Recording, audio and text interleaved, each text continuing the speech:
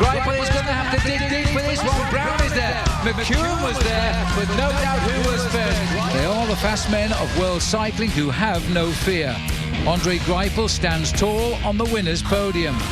The last chapter of this week-long roller coaster ride is a chance for the sprinters to salvage some lost pride. Welcome to Adelaide, South Australia, for the grand finale of the Santos Tour Down Under.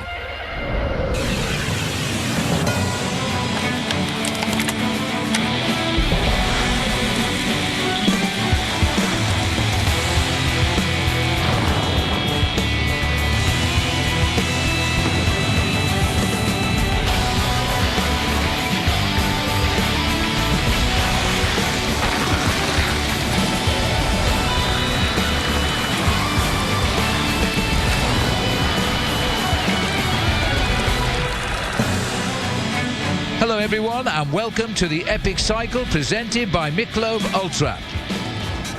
Yes, some blue skies over Adelaide in South Australia for the final stage of the Santos Tour Down Under.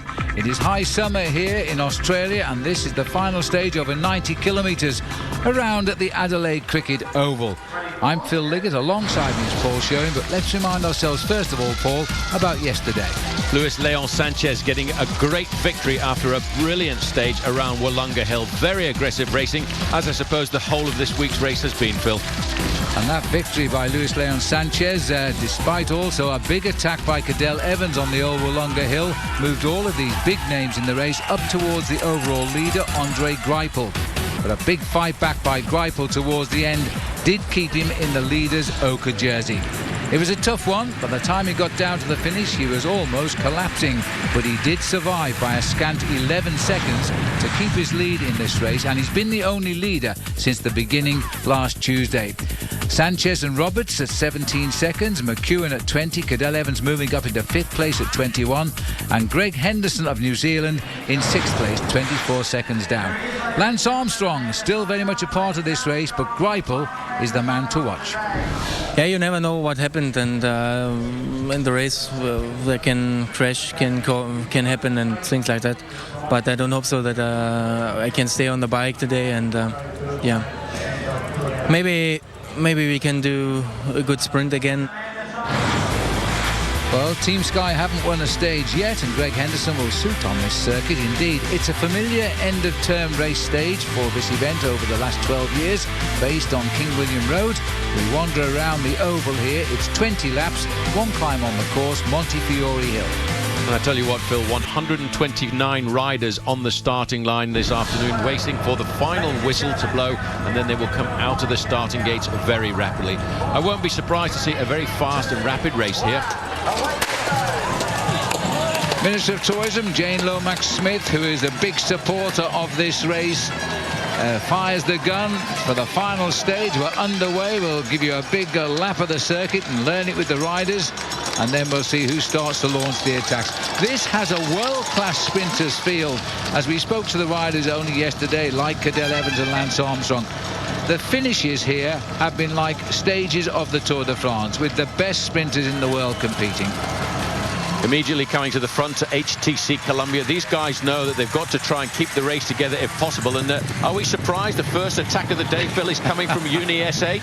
No, we are not. 10 years of celebration of sponsorship by the University of South Australia. They even won this race with Patrick Jonker a couple of years ago in his retirement season, and that was a fairy tale end to Patty's season.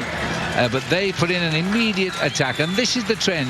Every day when the gun is fired, the riders are out of the hatch like a rabbit. Well, I think we'll see a lot of attacks coming early on, and again, it's always on the first few kilometres, the riders in the orange jerseys of Euskaltel Euskadi, the Basque country representatives from Spain. They're also an extremely aggressive team in this Tour Down Under.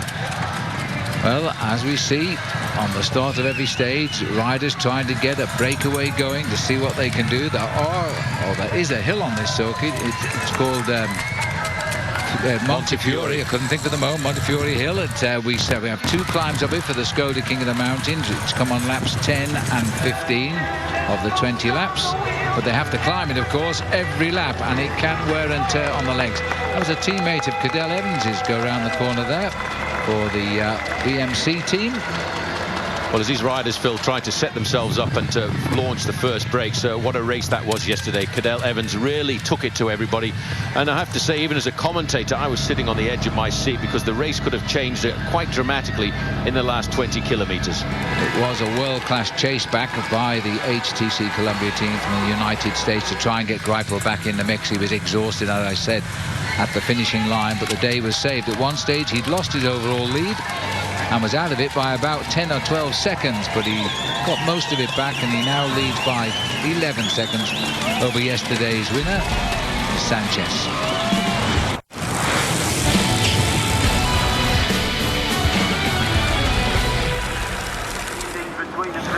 36 kilometres covered, and they've flown round in 36 kilometres. I must say, they've done it in less than 45 minutes, as they now are being driven on by Jens Voigt here towards the line. He's not intending to win it for himself. He's looking to try and get the Manners third or fourth wheel there. Baden Cook, who comes from over in Melbourne in Victoria. It's about 800 kilometres away from where we are at the moment in Adelaide. Now we'll see if anybody else can intrude on what has been a plan here by Saxo Bank to try and put Cookie into the top 10 in the race. Well, I'll tell you somebody else who's intruding here. Phil, this is almost the same as a sprint for the finish, because Greg Henderson, who is in 6th place overall, will also be looking for 3 seconds, because 3 seconds would move him right up into the top 5. This is going to be a sprint, almost like the sprint to the finish line, and it's going to be almost as important. It is as important just now, and I have to say it's a long time since we've seen a team really get a grip of the race here for a mere 3 seconds, but this has been like a finishing lap of this race with a big team moving here. As we look down from the helicopters, there's a number of riders trying to break in. It's a very important result, this, for whoever gets it, and now they break onto the left and the right of the picture here as Baden Cook tries to open it up, but it's desperate up the inside. It looks like it might be Henderson who's got it on the line. He came right through on the rails there. Colours very similar to Saxo Bank, but that was a very, very close result indeed. I think we'll have to have another look at that, because Robbie Hunter wasn't very far away either. Look at the aggression here, Phil, as they come up to the line. As you said, it's very rarely have we seen a lead-out like this for a mere 3 seconds partway through the final stage of the Santos Tour Down Under. There you can see the move. You've got Cookie there in 2nd place. All of a sudden, the burst there right on against the barriers is Greg Henderson, former world champion on the track, just coming up there, throwing his bike, the South African. Hunter, he'll get 2 seconds. Baden Cook will get 3rd and a single second. That's how they've crossed the line. Greg Henderson of Sky gets 3. Robbie Hunter of his new team, Garmin Slipstream, gets 2nd, or Garmin Transitions it is now. Baden Cook of Saxo Bank at the end, despite the teamwork, got a single second. So for Greg Henderson then, who sits in 6th place, his 3 seconds has now put him into equal 5th. Now, the best place to hit the race is immediately after a sprint point like that, Phil, because everybody is all of a sudden gasping for a little bit of breath. They push themselves almost onto the edge of the red zone. A little bit of oxygen debt, and then bang, you go straight over the top. And I have a feeling there that may well have been Graham Brown who's gone straight over the top for Team Rabobank. So the field really knew they're in a bike race that lap, as the sprinters are scrabbling for mere seconds at this stage of the race.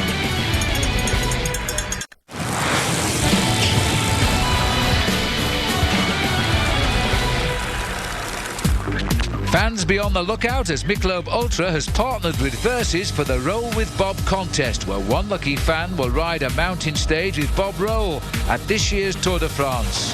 More info coming soon. So there's the long thin line as they head out towards the completion of the half distance of the race. A little bit, that's Team Katusha, the Russian squad, which looks after Robin McEwen, who seems to be finding his sprinting legs. 12 stage wins historic in this event. Each day here, he seems to be getting closer to the win, but he hasn't got one yet. Maybe today. He's won here before. Andre Greipel there in about 5th or 6th position in the ochre jersey. One place you don't want to be, Phil, is right at the back end of the tail of the main field there, because if you're sitting there, you really are having a very hard time. Graham Brown over to the right as well, sitting behind his teammate in the red, white and blue jersey. That's the Dutch national champion, Koos Moerenhout. They're really now starting to be very attentive to sprinters at the front end, because they feel that this is an extremely aggressive bike race. Bit of confusion there. You've got some of the team helpers or feeders in the middle, and the guys trying to take a shortcut around to make sure they can move up 10 or 15 places. Leaders through there. John Horwich for the Katusha was the rider then on the front, still doing a bit of pacemaking, getting a bit tired of it now, I think. Just behind him, though, he's got Hayden Rolson, Marcel Seberg, Michael Rogers, Bert Grapps. They are the riders in yellow and white who are right on the sharp end, trying to get some semblance of order in this bunch, because they're trying to give Andre Greipel as easy a ride as possible. But look at the fragmentation coming again in the middle because of the speed they are going around this circuit. 5:34 was the last, 5:40 rather was the last lap, and it was nowhere near the fastest either, as we now see an attack by Valery Dmitriev. Another move by Astanem, and being chased immediately there. The big reaction is coming from the leader of the King of the Mountains classification, Phil, and that's him in second position. That's Rohregger, the Austrian rider on the German team. And, of course, a man coming across the gap from Française des Jeux. That looks like Sulzberger. I really don't know why Thomas Rohregger is worried about Dmitriev. He is third in the King of the Mountains, but goodness, he's not. There's no points left to get him up to first. He could have let him run away and not worry about him, but he's gone after him. It's only pride, Phil. It's pride for the man who leads that competition. He wants to make sure that nobody runs away. He wants to be the dominant rider at the front end of the King of the Mountains classification. In fact, that's Thibaut Pinot, who's the rider from Française des Jeux, who's got into that gap. Front end of the main field is all yellow, and that's HTC Columbia. And they may well allow these riders a little bit of freedom to go off the front. So Thibaut Pinot, we haven't mentioned his name before. He's now stretching his legs. He's finding his legs ready to go back to Europe. They won't be too happy with the weather back there. This is Pinot stamping on Montefiore Hill. As they head up here, it's the points on the line. Watch for the man in white. He's been dominant in the climbs. Different finish this, though. It's not a steep hill. It's Pinot, Dmitriev and Rohregger who goes over there. And as the leader, just keeps control of things. In fact, Dmitriev's had enough of that. He's dropping back. He said, thanks very much. I'll take a few points there to solidify my position in that King of the Mountains classification, but I actually don't want to hurt myself anymore, so I'll go back. Time for a quick break on the Epic Cycle, presented by Michelob Ultra.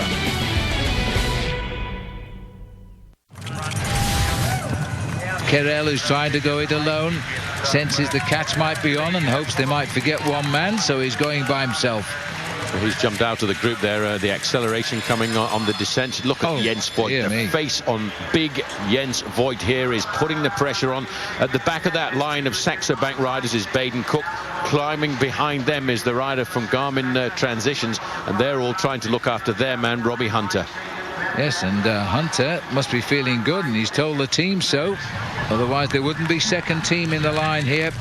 We are being treated to the sort of finishes for these sprints, and indeed for the big finish to come, as watching a stage of the Tour de France. These are the Pro Tour teams, the top 18 teams in the world, and they're riding it like they're riding a stage finish in the Tour. They're organising their teams for their sprinters who are tagged last of the line in the hope he can come out of the slipstream and snatch whatever's on offer. It's incredible organisation at the front end of the main field. A lone leader just about to be caught there. In fact, it looks as if somebody's making the move, and it is, in fact, Koos Moerenhout.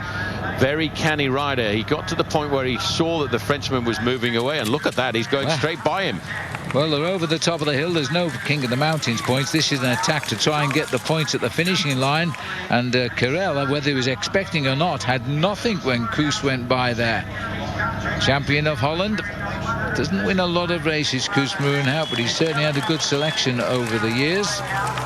Well, it was a tough move by Koos Moerenhout, and it was very much like this that he won himself the national championships in Holland last June, just before the start of the Tour de France. A late burst off the front end of the main field, and a solo victory to get himself the title for the second time in his career. Turned professional way back in 1996, so he really is a serious campaigner. Concentrating now. He won't even look over his shoulders yet, because he'll just try to build on the advantage, knowing that what he's doing here is he's taking away the glory of anybody else getting some time. Oh, Koos Moerenhout, his 37th birthday is away at the end of this year, so he's still enjoying his career. He was part of the team that represented Holland in the Sydney Olympic Games, by the way. In the road race, he finished 26th. as we now watch him to try and steal the 3 bonus seconds on the line, which will not improve his overall standings of note in the race. Nice little kudos though, and you feel good when you're the champion of your country and you're showing it off in a big bike race like this. Most certainly is now. And the Dutch are always very good at this kind of racing. In Europe, this is known as criterium style racing, and in many of the town fetes and the parties that they have around the country, they nearly always are associated with a city centre circuit race like this, and the Dutch over the years have become real experts at it. There's the neutral motorbike there, just going by with a few spare wheels on. Now that is a motorbike that follows a breakaway group, and if the rider has a mechanical incident, he's on hand there to change the wheel for the bike rider in person. However, the fact that they've been pulled out of the gap would indicate that maybe the main field are starting to come back to Moerenhout. Well, let's have a look. Our camera's pulling back here as the lonely figure. He's opened a big gap. Now that is a fine flat Dutch rider for you with a lot of speed in those legs. It looks as though they've swept up everybody else, so the chase has had effect. So they're racing now for 2 small time bonuses, 2 and 1. This could nudge Hunter further up the classification if he can get it. He's sitting at 28 seconds off the race lead right now. Great big acceleration. Job of work being done by Saxo Bank. In their slipstream is Garmin Transitions and of course Robbie Hunter. But don't forget, Phil, that not too far away will also probably be Greg Henderson, the man who was right up there last time. Now if Henderson can get himself a 3-second time bonus here, he will climb right up to 4th place in the overall classification. Well, he'll do that if he gets 2 seconds for 2nd place, so let's see what he can do. As now it looks as though the 3 seconds almost certain to go to this man as he lines up for the finishing line. And the crowd generously applauding a very brave move here by the champion of the Netherlands. Just checking to see what's happening behind, but it looks as though Koos Moerenhout is going to get this. Or is he? Or is he? Or is he indeed? Look at the speed. No, he isn't, Paul. And that's Hunter's team is bringing Hunter to the line. Now can Robbie Hunter get 3 seconds as the battle goes shoulder to shoulder? Paul, the man is back. He's back, and that will take him to 17 seconds back, and that will take him, Phil, to equal 3rd place in the overall classification. Well, well, well. Robbie Hunter and Robbie McEwen head to head there, and McEwen, the little man who often says puts on the invisibility cloak of Harry Potter, takes it off, and there he is, first across the line. Tremendous riding by Robbie. He's looking for the win today. Now we've got an attacker's game, but let's have a look at that again. Look at that. That's the lead out going there. There's Robbie McEwen coming up on the outside there. A great acceleration by him. Comes up alongside Hunter. Hunter all of a sudden a little bit delayed there, but up to the line on the right-hand side. Baden Cook completely out of it. Hincapie up there. Hunter up there, but I think that is an announcement for what may well happen at the finish line, because Robbie McEwen, Phil, is back. 3 seconds for Robbie. He moves into equal 3rd in this race alongside his compatriot but rival on teams, Luke Roberts. They are now 17 seconds off the leader's jersey of Andre Greipel. So the order overall is Greipel at 11 seconds, Sanchez equal 3rd, Roberts and McEwen at 17. Well, as they say in football, there is everything to play for here now.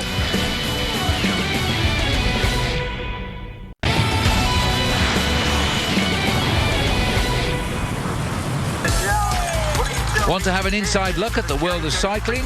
Well, now you can. Join Johan Bruneel, 9-time winning Tour de France sports director, for daily webisodes and behind-the-scenes exclusive videos. Log on to versus.com and click on Winning with Johan. Everybody, it seems, wants a slice of the cake here on this race this year. It has been a superb race. It's won accolades around the world. Go all the way stuff. And it's the first big race of the year for the Pro Tour bike riders. It's the first race of the Pro Tour circuit. So as we look at the riders beneath a cloudless sky, let's remind ourselves how we got to the current position. It has been a very fast ride. The Minister of Tourism, Jane Lomax-Smith, sends them on the way. Sorry, Jane. As the riders start out under glorious conditions in front of what we call the normal crowd here on the Tour Down Under, just a massive amount of people. Then we came to the big hustle and bustle of the Jayco sprint, where a few seconds could mean a big jump up the overall classification. Through on the inside, Skies Henderson gets the 3 seconds on the line ahead of Robbie Hunter and Baden Cook of Saxo Bank. Then on to Montefiore Hill on lap number 10. The King of the Mountains being contested here, and it was Michael Kerel of Française des Jeux ahead of Valery Dmitriev, and the leader of that competition, winner in fact, Thomas Rohregger. Late break by Koos Moonhout, coming to nothing in the sprint on lap 12. Big surprise, like a tornado up on the outside. Robbie McEwen gets his first big win of this race so far this week and has moved into equal third in the competition. Well, the lap after McEwen won that sprint was the fastest lap just gone by, with 5 minutes 11 seconds for 4.5 kilometres. That is really getting around the course. And during that 5:11, these three have popped off the front: Sabatini, Lowe and Salzberger. Well, a couple of years ago, Wesley Salzberger on the back end wearing number 101 was the national champion of Australia. He actually turned professional last year for Française des Jeux. Française des Jeux have had a very big link with Australian cyclists over the year, because even, as you mentioned earlier, Bradley McGee, he used to ride for Française des Jeux for many years, and under that team he managed to lead a number of the Grand Tours. In fact, he's been the leader in all 3 of the Grand Tours. That's absolutely right. Well, that gap certainly has stretched out. We can see the main field stretched across the main road there. That's an indication that the pressure is off. The tempo has gone down a fraction. This may well just be the lull before the storm, before we get the big organisation at the front end of the main field by the sprinters teams to try and pick up the pacemaking. However, I don't think that Team HTC Columbia, Phil, are too keen on chasing down themselves. They are trying to put all the other teams with sprinters on board to the front of the main field to take the responsibility. Well, they are taking a big gamble, Paul. We haven't misread the name of Salzberger. Just tell me that, have we? He's in the break, right? He is. Well, he's only 39 seconds away from Greipel's jersey. If they back off, this guy will steal the show on the very last race. I think all of a sudden, once they've done the calculations in the breakaway, they'll start to say, oops, I think we're making a slight mistake here, and the order will come from HTC Columbia to come to the front end of the main field, unless Alan Piper, the Australian team manager of this great World Cup Pro Tour squad, is playing a very risky game of poker with the other teams. Well, there he is, and he could be in a situation here that nobody has realised. I wonder. The trouble is, they do have race radios, the managers, and they will be telling their charges in their ears. Salzberger is up the road. What are you going to do about it? 39 seconds off the overall lead, and the time gap will start when they come through, as they grab their bottles here. They need plenty of them today. The Powerade intake is necessary in these very hot conditions. Well, I would guess, looking from the helicopter a few moments ago, Phil, as if that gap had got itself up to around about the 20-second mark. These guys will be able to judge it, because having made the hairpin bend at the top end of the course, they'll look across and they'll see the front end of the main field, and that main field, Phil, is not yet chasing. It's 33 seconds. 33 seconds, and Salzberger is virtually the winner of the Tour right now, because all 3 riders up front get small time bonuses, 10.64. So that would be enough to give him the ochre jersey. Time to ring the alarm bells on Team HTC Columbia, but not just Team Columbia, Paul, because the best young rider in this race is Jürgen Rollens on the Lotto team, and they're losing that as well to Salzberger right now. Well, Alan Piper may well be listening to our commentary out there, and I wonder if he realizes that this is a very dangerous situation for Andre Greipel, because the man on the front in the white jersey and the blue shorts is an Australian, is Wesley Salzberger. He is lying 39 seconds behind overall at the start of today's stage, and right now he's 33 seconds ahead of the main peloton. Well, this is the sort of race it was always going to be, you know. These boys have raced so well. Wesley has a brother, by the way, Bernard, and he's also a professional rider. But Wesley is the one who's got the big berth just now and is riding superbly. And this is a move, and the team are going to be very proud of him today. There's Greipel, and he's moving up a little bit. He's got to take his team with him. All the boys you see in the white shorts, the yellow and black jerseys, they are now going to have to drive the train. Well, this, Phil, is the kind of thing, the kind of tactical mistake that happens when you don't pay attention all of the time to the composition of the breakaway. Montefiore Hill now for the last time, the last king of the mountains. The Liquigas rider on the front, Sabatini, followed there by Wesley Sulzberger. And I think Wesley will try and get himself a few points here. Trent Lowe, I think, was happy to be there in third position. But all three of these riders, in fact, look extremely strong. And this could be a strange turning point on the last day of this race.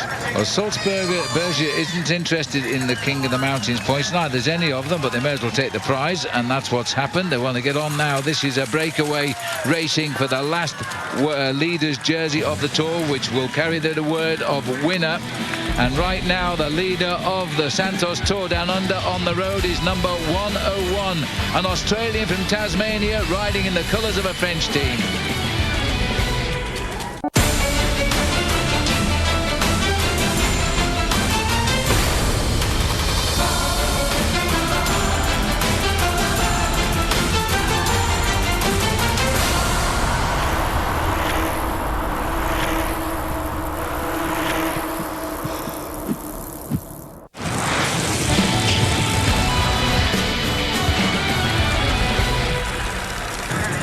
Three circuits, slightly less to the finish of what has been an extraordinary Santos Tour Down Under this year. These riders have never known the word to say no, to give up. They're concentrating now. They're just waiting, but now they're beginning to move in.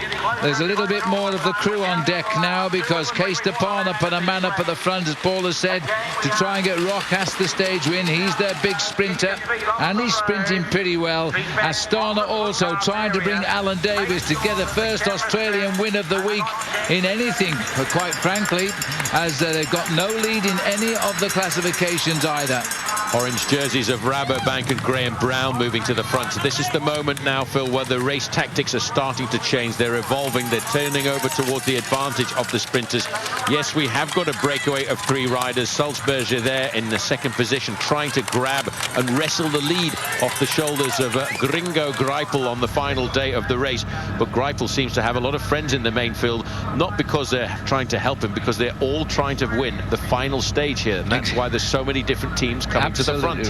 Absolutely right, and he might benefit by the effort by the other sprinters to take the stage win. That won't affect him because the bonuses won't hurt his 11-second advantage over Sanchez. And so he's found some strange allies, as simple as that. HTC Columbia are not driving the chase. The other teams want these three riders back, but haven't they been good, working together here to try and take the race away when it all looked lost? And that's Sulzberger at the back there just now. Shortly he'll be off to race around Europe on his French team colours. But for the moment, he's nearly home. He's not quite because he's a Tassie man, but he's home here in South Australia to the cheers of the crowd.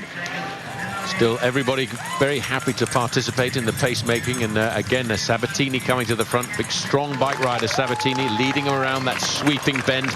They will start to look over their shoulders now occasionally to see and try and guess whether or not they've got enough time advantage to survive. And we're looking back down that same finishing straight too to see the first rider peek around that corner. So it will give us an indication as to whether or not the time gap is starting to come down. It's come down from 45 seconds to 38. And I reckon next time, Philip, may well be closer to 30. The voice of doom of Paul showing. Let's hope not, as they come off that bottom bend, and they're still working together, heading up towards Montefiore Hill. This is the slight obstacle on the course. It is a nasty little kick at the legs once you're riding at such a high speed. There's the face, the study in pain of Wesley Sulzberger, who knows that he was in the ochre jersey. He's not quite there at the moment. Pretty cool face of Trent Lowe, I must say. Maybe Trent is out of the doldrums of 1 year ago and he's now ready for the big pool of cycle racing again. I hope so. Well, I think he may well be. He's on a very good squad, and a squad that's very happy to look after the interests of their riders, because Garmin Transitions is a team that is not only a team that is capable of rivaling for the top 10 positions in the Tour de France, but it's a team that's had a very good development squad over the last number of years. It started off as a TIAA CREF, building up riders of 19, 20, 21 years of age, and then bringing them up to the professional ranks, which is why, Phil, nowadays they've got such a great strength in depth of riders on these Pro Tour teams. That's absolutely right, and the same we can apply to Salzburger as well, because although he is from Tasmania, he spent a lot of his life down here in Adelaide, because this is the home of the Australian Institute of Sport, where a lot of training has been done in them there hills out of town, the Adelaide Hills. I'll tell you a little story too, because the club I ride with every day was coming down Norton Summit, which is a famous part of the Adelaide Hills, and they ran over a brown snake. Well, it's good that it didn't bite them, because they wouldn't be watching the race right now if it had done. But they went in on the ride yesterday morning. These three boys are now running towards the finish. They've got 2 and a bit laps to go. They've lost none of their fire. It's up to the other boys to lift the pace to bring them back.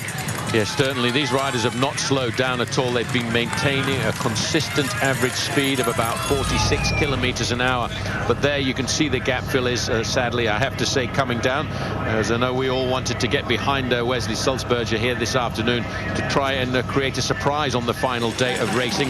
But the main field, they really are a mean and uncanny lot. They know just exactly how much effort they need to put in to pull back the breakaways at the right moment. Sulzberger there looking over his shoulder, trying to guesstimate what the gap is going to be. We'll tell you what it is shortly. Still a great time. It's another 5 minutes, 11-second gap. 5 minutes, there's the main field coming up, and it's just 17 seconds, Phil, as they get up to the line there. So they've halved the advantage that they had last lap, and that is because, I think, of the increase in pace at the front end of the main field. And just looking down there, it's Rabobank have come up to the front. That's obviously for their man, and their man is Graham Brown. Armstrong getting around the hairpin bend halfway down the main field. I don't think he'll be mixing it towards the end of today's stage with many of the sprinters. Bit of a queue at the back of the race there to make that very sharp hairpin bend. So it's dropped down. It is now at 5:52 the last lap, and the best lap is 5:11. So they've dropped down. 17 seconds is the gap now, and next time around it will be the bell to bring the 2010 Santos Tour Down Under onto its final lap of a terrific week of bike racing. Don't give up, because there's still the stage when, even if there isn't a first place on the podium today, these guys are not going to give up. They're going to keep riding at this steady pace all of the time, because there's still the possibility that in the main field they may make a tactical error. It doesn't happen very often, but these guys will maintain their average speed of 45, 46 kilometers an hour. Just out of interest, Phil, their average speed, the three leaders, was 45 kilometers an hour on the last lap, and the main field's average speed was 49 kilometers an hour. So they are starting to turn up the gas. It is amazing how they do it, but they are getting help from a lot of teams. The boys hiding in the peloton are going to the front and just getting on with the game, getting on with the race, trying to drag the teammate into the action. Here they come again, and surprise, surprise, we've got Greipel right up there as well on the front now, so he's taking control, showing his colours. Also, the Rabobank team are trying to move forward. They're very similar to the race leader's jersey, and they are trying to get Graham Brown into a win position. And Brown has said his form is good, he just needs to get to the finish in the right order. In fact, it wasn't Greipel, it was Rabobank on the front. Team Sky starting to move to the front end of the main field, Phil, as well, and they'll be thinking about the possibility of a win for their man Greg Henderson, who currently is way up in the overall standings with his time bonuses. He's moved up into 5th place overall, exactly the same time as Cadel Evans. I think the sprinters today, they know what they've got here. They've got a very good chance of showing that they are the fastest men, the warriors of the road. Just time for one final break, the finish when we come back.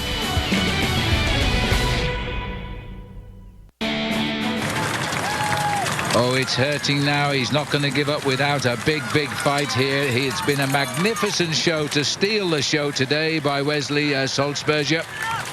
And he's not going to give up. 15 seconds, they're coming. Another 2 seconds ticked off as we'll shortly be heading up to the bell lap.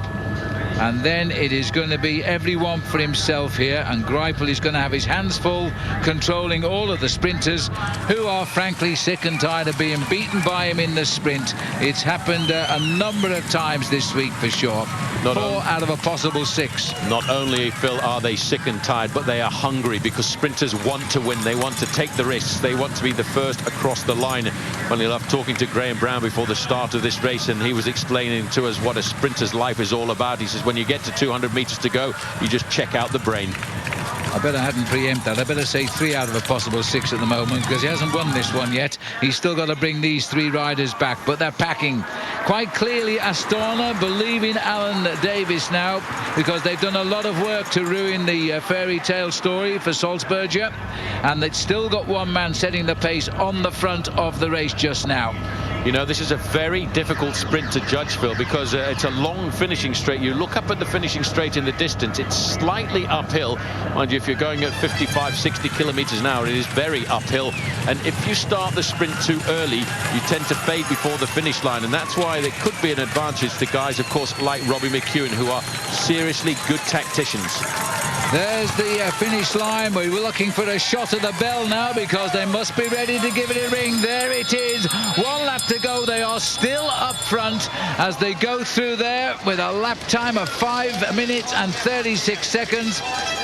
And now the face of Fabio Sabatini, who is a pretty good sprinter. He could win this in the sprint, and he knows it. 1 lap. Well, there they are. They've gone round. That gap, Phil, is only 15 seconds, but it's still advantaged the attackers. They're looking across now. The main field will be thinking, that is our prey. That is what we want to hunt down. 15 seconds is really not very much at this race. 15 seconds, but it's only a 2-second tick-off from the previous time they went through. They're going to have to lift it a bit more than that.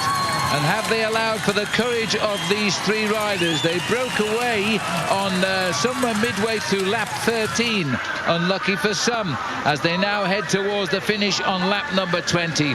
Just watch the pack now. Even looking the distance of the pack, a lot of boys just hanging on. The race winner, is he up front, or is he in that front line right there? Right-hand side there with the green and gold on his shoulders is Robbie McEwen. Hey. Sitting behind his teammate there. He's taken off that cloak of Harry Potter, and he's brought himself to the front end of the main field. Robbie's hungry for a win, Phil. He wants to prove that he's come back, not only to his fans, but also to himself. It's important. It is very important when you get up to 37 years of age. You're not sure whether it's age or you just can't find form. And so Robbie wants to prove it's a matter of not finding his form until possibly today. They are still clear. There is still a chance as the camera pulls back. There is still a gap. It's still 12 seconds advantage as they'll swing across there over to the right-hand side there. They'll start Montefiore Hill for the final time. Have they got the strength in their legs to keep it going? Well, Wesley Salzburger in the white jersey there, number 101, really believes that he can. 12 seconds is the gap. Trent Lowe up into second position. If you want to win the sprint now, Phil, you've got to be in the first 15 to 20 places. But look at this organisation. In fact, I noticed that even Radio Shack have sent a man up to the front end of the main field to try and chase down these 3 leaders. 10 seconds the advantage. The move now coming from Trent Lowe. This is Montefiore Hill for the last time, and if you've noticed, HTC Columbia have no reason to chase this. 3 riders with now 3 bonuses that don't affect Greipel will be happy if they take first, second and third. They've reversed their tactics now, but Lance Armstrong's Radio Shack team believe in Gert Stegmans for the win, so they're chasing. The gap is 5 seconds now. It's come down from 45 consistently down to 38, down to 15, now a simple 5 seconds, and still the 3 leaders will not give up. They still want to battle. It's still Sabatini on the front looking over his shoulders, followed by Salzburger, followed by Trent Lowe, but behind you can see the sprinters getting themselves organised. It's now the Sky team train. The sky's the limit for everybody now except these 3 boys. Still Salzburger, a show of defiance as they hook up to the back of the Express. We're running into the last 2.5 kilometres of the race, and they're all together again. Well, it was a long, hard chase, and the final nail in the coffin coffin was done by Team Sky. There they are in the black and white jerseys. A very simple jersey, but you can see it very easily on TV. There are 1 or 2 riders moving up from Columbia HTC and into about 10th position. You can just see the ochre jersey there of Andre Greipel. Right behind Greipel, in fact, right in front of Greipel, is Graham Brown, the Aussie. And a big lead out. It looks like Russell Downing has done a big turn on the front there for Team Sky. They would love to finish their week here in Australia with a win, which is what they did last time, as this is Downing. He's settled into this team very quickly indeed now, as he's taken up there by their other man, David Vigano, who is also pacing, checking over his shoulder to see who he's got in his slipstream. I think he's got Isel mixing up with him there. Well, Russell Downing has disappeared. He's done his turn at the front. Every man in this line, Phil, has a job to do. They know how long they've got to keep the tempo as high as possible, and they push themselves to the limit, then they just pull out as if they've been ejected from the line. They've got to keep it nice and high. Graham Brown is up into 4th position as well there. Behind Graham Brown there, you can see a rider from HTC, and then behind him is the ochre jersey of Andre Greipel. On Greipel's wheel is Robbie McEwen. McEwen is looking for it, there's no question about that. They're about to swing into the straight here that brings them to the finishing line, and it is Team Sky trying to get a win out of this race and break the grip of Andre Greipel. But watch out, Graham Brown is in a perfect position, about 5th wheel down the line. Then there's the battle with the ochre jersey, who's accompanying McEwen. I don't see Alan Davis at the moment as they line up for the finishing sprint now, and it is 4 riders from Team Sky. Well, look at the sprint there. The Stegman's at the back in the red jersey there of Team Radio Shack. He's a long way back. There's a move going on the right-hand side. That looks like Bernard Isel. Cadell Evans is not far away, but Team Sky are still in control. Well, I think they've gone far too soon, Team Sky. They've made this. Graham Brown is trapped, but they've got it. And that looks like Greg Henderson, Chris Sutton. It is Chris Sutton who has beaten Henderson. They have reversed the 1-2 of a week ago, just over the road in Adelaide, when they won the opening race, which was a support race. It was Henderson-Sutton then, and now it is Sutton-Henderson, with Graham Brown in 3rd, Robbie McEwen in 4th. Greipel has crossed the line as winner of the Santos Tour Down Under in 5th place, and Alan Davis, who's on his wheel, in 6th. Nearest the camera then is Chris Sutton. Let's have a look again at this. They got the front, and I thought they'd really gone too soon. The move on the far side of the road there was bringing Graham Brown up, and then came the rush as well by Andre Greipel.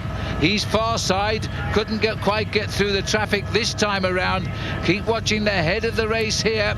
As they raced up towards the line, there was a terrific kick by Henderson, who got over the top of Brown, but only just Brown, I think, eased, and he paid for it, because in fact Henderson was in 3rd place there with not very far to go. Take a look at this from the front end now. Brown was coming right on the wheel of a man he's raced many, many times, fellow New South Welshman, Chris Sutton. Sutton the winner. Ben Swift on the inside there, Phil, part of the 3-man lead out that gave Chris Sutton the victory on this occasion. A great end to the tour for Team Sky. It certainly was, and they've got the stage win. They've broken the grip of Greipel. Chris Sutton winning ahead of Henderson and Brown and McEwen. Sprinters all, but the man was Sutton. Yeah, I couldn't believe it. We spoke about our team tactics last night, and then the meeting again this morning. And it's our biggest thing. It's all about teamwork. And as you saw, we took control around 2 kilometres to go. And we just had the perfect lead out. And obviously, I'm the last man to lead out Greg. And I laid off Ben Swift, who accelerated a lot. And I ran at Swifty because it's an uphill finish. And yeah, I just went as long as I could. And if Hendy can come round, he comes round. But I mean, yeah, I held on, and we went 1-2, which is incredible. But the man of the week, Andre Greipel, wins the race by 11 seconds over Sanchez and 15 over Greg Henderson. So you become the 2nd rider in the history of this race to win it on 2 occasions, joining Stuart O'Grady. A certain amount of pride for you doing that. Yeah, of course, I'm really happy, and for the team as well. The team did a really good job the last weekend. Yeah, I'm just really happy today. Well, the Michelob Ultra ride of the day goes to the young Australian rider Wesley Salzberger. For the cheeky way he broke away from the field, he got enough time to become the leader on the road, but in the end the big field chased him down. But it was a very aggressive moment in this young man's life, and therefore he is the Michelob Ultra ride of the day. Andre Greipel, Phil, well, what can you say about this man? He now has won the Tour Down Under for the second time in his career. He might come back again next year and win it again. That wraps it up for this year's Santos Tour Down Under, but this is just the beginning of the cycling coverage that Versus has in store for you this year. The best sprinters in the world, including Mark Cavendish, will make their debut at the Tour of Qatar, Sunday, February the 21st at 3 p.m. Eastern Time. For a full cycling schedule, log on to our website at versus.com, and you can follow us on Twitter at VS Cycling. For Paul Sherwin, I'm Phil Liggett saying so long for now.